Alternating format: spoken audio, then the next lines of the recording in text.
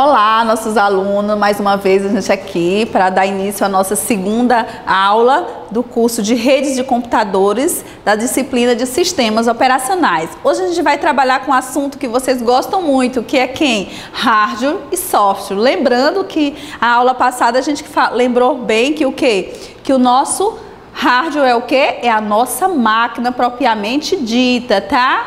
É as nossas peças, são os monitores, impressoras, tá? O mouse, e o nosso software são os nossos sistemas operacionais, tá bom? Então, no roteiro da aula de hoje, a gente vai trabalhar com hardware e softwares, os elementos que aí representam. Também vamos estar falando das linguagens, os mecanismos, as operações e alguns sistemas para que vocês possam entender como vai funcionar. Os objetivos são descrever os principais dispositivos de entrada e saída, são compreender os conceitos de software utilitário, conhecer conceitos mais específicos sobre o programa, também analisar e compreender toda a funcionalidade desses hardware e software, tá bom? Então, aqui nós temos um exemplo de um hardware. Nós temos ali o quê? Um computador em torre, tá? Que é um gabinete, tá bom? Aquela parte ali em metal, como a gente comentou na sala de aula, ali é um gabinete. E onde vocês vão estar o quê? Vai estar toda o quê? A placa-mãe, tá bom? Com todas as suas, os seus periféricos. Ali a gente dá para ver o quê? O nosso cooler, tem outras... digamos ali tem o nosso gravador, que hoje já está mais menorzinho no nosso notebook, mas naquela imagem ali dá para vocês perceberem alguns periféricos que tem ali. E o hardware do computador é constituído por um conjunto de componentes interligados, que são quem? Processadores, memória principal, registradores, terminais, as impressoras, discos magnéticos, além de outros dispositivos físicos. Então, quando a gente fala em hardware, a gente tem que lembrar que são o quê? São os nossos periféricos, são os nossos dispositivos, tá? E esses componentes físicos, ele pode ser o quê? Agrupados em 3 subsistemas básicos. Quem são eles? Unidade central de processamento, ou a tão famosa CPU, e a memória, que a gente tem os vários tipos de memória, e por último os nossos dispositivos de entrada e saída, que na aula passada a gente já soube o que é e o que acontece com eles. E aí nós temos o quê? Que a CPU tem como função principal unificar todo o sistema, tá? Então a CPU ele tem essa função principal, controlar as funções realizadas em cada unidade funcional, além de ser responsável pela execução de todos os programas. Então nós temos que essa unidade central ela é composta de quê? De unidade de controle e também de uma unidade lógica aritmética, tá?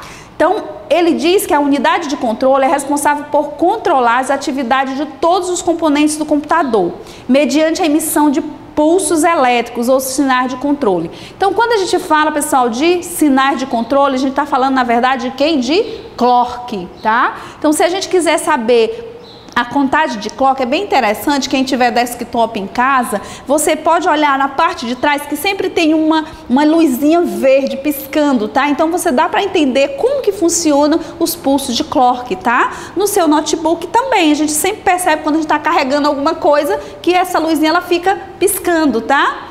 Então, também temos quem? A unidade lógica aritmética. Ela é responsável por quê? Pelas operações lógicas, testes de comparação, as somas, subtrações. Então, é ela que vai fazer esse controle. Vamos lembrar, por exemplo, quando a gente trabalha com planilhas, tá? Lá no Excel. Então, quem é que vai fazer isso? É a unidade lógica e aritmética, tá bom? Nós temos as nossas memórias. Olha o modelo aí de nossas memórias. Então, as memórias, ela tem o quê? Tem a função de armazenar internamente toda a informação que é manipulada pelo computador. Os programas e os dados. É como se fosse o nosso cérebro, tá? É lembrar das memórias, lembra do nosso cérebro. A gente tem o quê? A gente tem aqui no cérebro uma função de quê? De guardar as memórias passadas como as presentes e sonhar para o futuro, não é isso? Então, as nossas memórias de computador nada mais é do que isso. E elas podem ser classificadas quanto? A velocidade ou o tempo de acesso e a capacidade de armazenamento, custo e volatilidade. Então, a gente tem como classificá-las. que a gente tem nesse gráficozinho, nessa figura, por exemplo, nós temos na parte de cima os registradores, depois temos a memória cache, a memória principal, a memória secundária e os níveis de acesso da maior para menor ou de velocidade dela, tá? Então, tão bem específico aqui. Se tendo dúvida, procura o material, a apostila de vocês está aí do ladinho, tá bom? Pesquisa no Google, YouTube e vamos lá, que a gente tem que ter uma aprendizagem bem interessante. Lembrando, os nossos registradores, eles são dispositivos de alta velocidade, localizado fisicamente na unidade central de processamento para armazenamento temporário de dados. Então, esse registrador, ele vai fazer o quê? Ele vai guardar temporariamente, tá? Não é muito tempo, ele vai guardar temporariamente. E ele tem essas funções específicas, que é quem? Contador de instrução, que é responsável por armazenar o endereço da próxima instrução. É só a gente lembrar como se fosse uma pilha de livros, tá? E ele vai guardar o endereço da fila anterior, tá? Nós temos ele como apontador de pilha, responsável por armazenar o endereço de memória do topo da pilha. Então, como se fosse o último livro, a gente tem aquela ideia, tá? A gente também como registrador de estado, responsável por armazenar informações sobre a execução do quê? Do programa que está em status, tá bom? Então, o registrador, ele tem essa função. A memória cache é uma memória volátil de alta velocidade. Então, quando a gente fala de memória cache, a gente diz que ela é o quê? Memória de alta velocidade, tá? E ela faz referência ao quê? A uma memória principal e ele está o quê? Não está armazenado na memória cache. Então, se eu estou na memória principal, ela não vai estar na cache, tá bom? Nós temos também a memória principal, que é a memória responsável pelo armazenamento dos programas que estão sendo executados pela CPU em um determinado instante, tá? Então, a memória cache é memória principal é outra. E ela diz que para que um programa possa ser executado pela CPU, é necessário que ela seja previamente armazenado na memória principal. Então, tem que estar lá. Nós temos também um outro tipo de memória, que é a memória ROM. Lembram que a gente falou até uma aula presencial, que a memória ROM é aquela memória de quê? É uma memória de leitura que vem nos equipamentos, tá? Então, lembrem disso. E ela tem vários tipos, a BIOS, a POST e a SETAP. Dá uma olhada no seu material para melhorar ainda mais o seu conhecimento, tá bom? Aí nós temos um gráfico e uma figura mostrando como é o acesso dessa memória principal, tá? Ele diz que é composta por unidades de acesso chamadas células, onde cada uma é capaz de armazenar determinado número de bits. Os bits, a gente lembra como é? Os bits, eles são os zeros e uns, tá? E aí nós temos o quê? Uma instrução ou dado que está lá no bit 0 e ela vai ser repassada através desses endereços que tem aí, tá? Então, nós temos determinados endereços que vai de 0 até N, tá? Ali naquela figurazinha.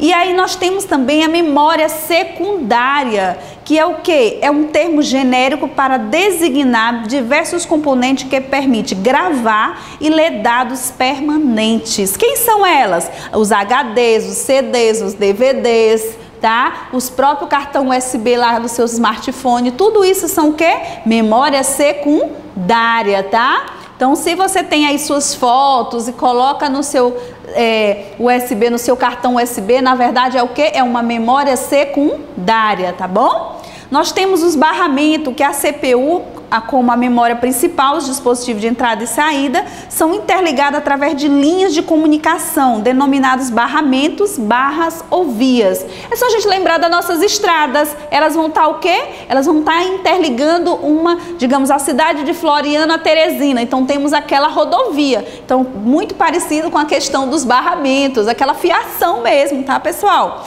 Aqui nós temos um gráfico mostrando como funcionam esses barramentos, onde nós temos a memória, a CPU, que ela é composta de registradores, a unidade lógica, a unidade de controle, e temos quem? As saídas, são dispositivos de entrada e saída. E aí nós temos o fluxo de dados contínuo e o fluxo de dados de controle, tá?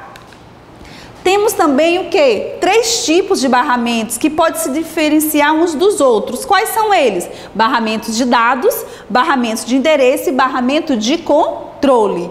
O de dados, ele transmite, como o próprio nome diz, ele transmite informação. O de endereço, ele guarda o quê? Utilizado pela unidade central de processamento para especificar o endereço da célula de memória que será acessada. É como os www, endereço, tá, pessoal? Nós temos o quê? O barramento de controle, que é o quê? É por onde a unidade central processa e envia os pulsos de controles relativos a quem? A operações de leitura e gravação, tá? E temos aqui o pipeline, que é o quê? O conceito de processamento pipeline é a divisão de uma tarefa em uma sequência de subtarefas. É como se eu dissesse assim, eu quero um relatório, mas eu tenho uma equipe. Eu posso estar processando esse relatório em vários funcionários para que eles me executem e no final dá o resultado, que é o meu relatório final, tá? Para a gente entender melhor como que funciona o pipeline. E por último, a gente vai trabalhar agora com, já falamos de hardware, agora é software. Software, como o próprio nome diz, ele diz que é o quê? Software ou programas são executados pelos usuários e são atualmente chamados de aplicativos, as nossas famosas apps, tá? Então, para quem tem os seus smartphones aí, o seu notebook, são só tudo isso que vocês usam, são os aplicativos. Aí nós temos os tradutores, compiladores e montadores, que são o quê? Na verdade, pessoal, isso aqui é a questão das linguagens de programação, tá? Tem vários tipos de linguagem de programação, tem umas que são tradutoras, tem outras que são compiladas e umas que são montadas. E aí nós temos a representação de cada uma, tá? Então, o programa fonte, ele traduz e ele entra em um programa objeto. Nada mais é do que o próprio software que você usa, tá? Então, é como se eu dissesse assim, eu quero o aplicativo da Caixa. Então, alguém fez o quê? Um programa fonte, traduziu ele e aí depois mostrou ele pra gente, que é o que a gente faz a execução. Que ele pode ser o quê? Qualquer um dos três tipos anteriores, tá bom? Qualquer um desse gráficozinho que mostra para vocês. E aí ele fala de cada um, que o interpretador também é chamado de tradutor, tá? Porque ele não gera código. Nós temos o linker, que também é um ligador, e é o utilitário responsável por gerar a partir de quê? De um código objeto, tá? E o load já faz o diferencial, ele é um carregador e é responsável por colocar fisicamente na memória, tá? E aí nós temos esse gráfico que mostra todas essas funções, como é feito um programa de computador, tá, pessoal? Desde o programa fonte até a saída dele, tá? Nós temos aí o depurador, que nada mais é do que o desenvolvimento de programas, e está sujeito a várias. Nós temos as linguagens de controle, que está dentro da programação, tá bom? Que é também denominada linguagem de comando, que é uma forma de o usuário se comunicar com o sistema operacional. Nós temos também os programas e sistemas utilitários. Pessoal, quando a gente fala de programa, nada mais é do que tudo que o nosso cliente quer. Ele, na verdade, o nosso sistema operacional, ele executa aquilo que o usuário quer e deseja. Então é isso que ele faz. Quando eu necessito pedir alguma coisa, eu estou pedindo a quem? Ao meu sistema operacional. Se a gente fala da Microsoft, a gente fala o quê? De um programa do Windows, Word, Excel. Se a gente fala de Linux, a gente tem o BR Office e por aí vai. Se a gente fala do Mac OS, a gente tem outras apps. Se a gente fala do Android, aí vocês têm esses aplicativos que estão no seu celular. Então o material está aí na sua apostila, você pode continuar com a explanação, tá? E aí ter um conhecimento ainda maior sobre o quê? Sobre todos os programas de sistemas e utilitários. Como a gente falou o quê? Sobre a gerência de arquivos, como que eu posso fazer um arquivo, como que eu posso gerenciar ele, particionar, tá, no seu computador. Então, tudo isso você vai ter o quê? Dentro do seu sistema operacional. Então, quando eu falo, só para a gente reforçar, quando eu falo de hardware e software, eu estou falando de hardware, eu estou falando de quem? Eu estou falando das máquinas. E quando eu falo de software, eu estou falando do sistema operacional. Então, vocês têm aí na sua casa, você tá com todo mundo já pegou sua apostila, dá uma lida nela. Aí a gente tem sobre as linguagens de máquina, como que ela funciona, como são os programas são rodados para vocês, tá bom? Então, Essa linguagem de máquina, ela é bem compacta, aqui está como que funciona uma interrupção, tá? Quando eu tenho, por exemplo, eu envio uma solicitação à minha impressora, que ela imprime um determinado documento e ela vai lá e trava, ela interrompe. Ele aqui está mostrando como isso acontece. Na verdade é o quê? Na verdade foi uma falha no sistema operacional, tá bom? Então aconteceu uma falha, por isso esse meu relatório não saiu, essa minha impressão não saiu, a minha prova não saiu, tá bom? Então tudo isso pode acontecer dentro do meu sistema operacional. E por último, as operações de entrada e saída, tá? Que todo mundo já conhece.